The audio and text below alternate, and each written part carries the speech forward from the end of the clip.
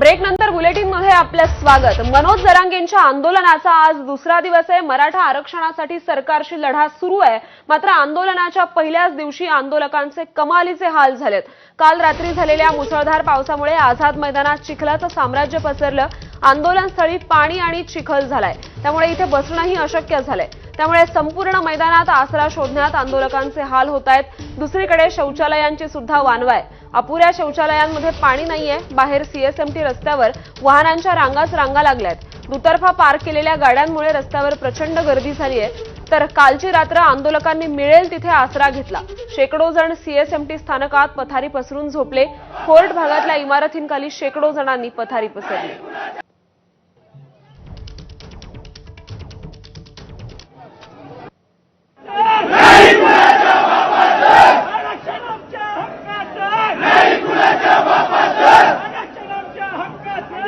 या संपूर्ण परिस्थिती संदर्भात आपल्याला अधिक अपडेट्स देतील निलेश बुधावले। निलेश, सध्या नेमकी काय स्थिती आहे आणि आंदोलकांचे नेमके हाल का झाले काल?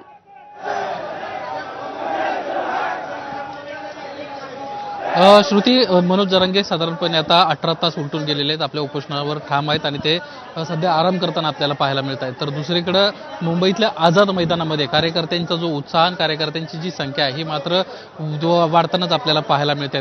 सध्याची ही आझाद मैदानाचे दृश्य पाहतोय, जोरदार घोषणाबाजी सकाळपासूनच सुरू आहे। यासोबतच कोणत्याही परिस्थितीत माघार घेणार नाही अशा पद्धतीची भूमिका घेऊन हे सगळे आंदोलक रस्त्यावर उतरल्याचं आपल्याला पाहायला मिळत आहे।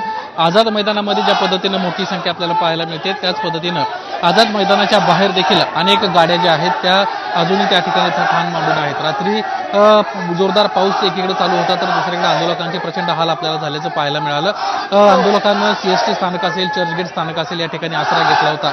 सध्या प्रामुख्यानं प्रॉब्लेम होतोय तो त्यांच्या राहण्याचा, खाण्याचा, यासोबतच सार्वजनिक ज्या विधी आहेत, ज्या नैसर्गिक विधी आहेत त्या करण्यासंदर्भातला आहेत। मात्र कुठल्याही प्रकारच्या सेवा मिळत नाहीत आणि त्यामुळे अडचणी होत आहेत असा आंदोलकांचा आरोप आहे। आज सकाळपासून आपण पाहतोय आझाद मैदानाच्या बाहेर मोठ्या प्रमाणामध्ये आंदोलकांची गर्दी आहे।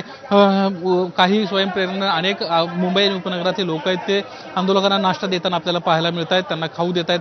तर दुसरीकडे आझाद मैदानामध्ये अजूनही याला संख्या जी आहे ती वाढताना पाहायला मिळते आहेत। रात्री उशिरा जे नवी मुंबईला किंवा उपनगरांमध्ये राहायला गेले होते ही सर्व मंडळी आता त्याच ठिकाणी आपल्या गाड्या लावून जे मनोज जरांगे यांना काल आपल्या भाषणातून जे पार्किंग स्थळ घोषित केली होती त्या स्थळी गाड्या लावून आता मुंबईच्या दिशेनं लोकल येताना आपल्याला पाहायला मिळत आहे। त्यामुळं आता ज्या पद्धतीचा हा उत्साह या ठिकाणी पाहायला मिळतोय हा दिवसभर राहील मोठ्या प्रमाणात। पुन्हा एकदा निलेश, त्यामुळे आपण बघतोय कालप्रमाणे आज देखील तेवढाच उत्साह आहे, तेवढाच जल्लोष आहे कार्यकर्त्यांमध्ये। या संदर्भातले अपडेट्स जाणून घेत राहू।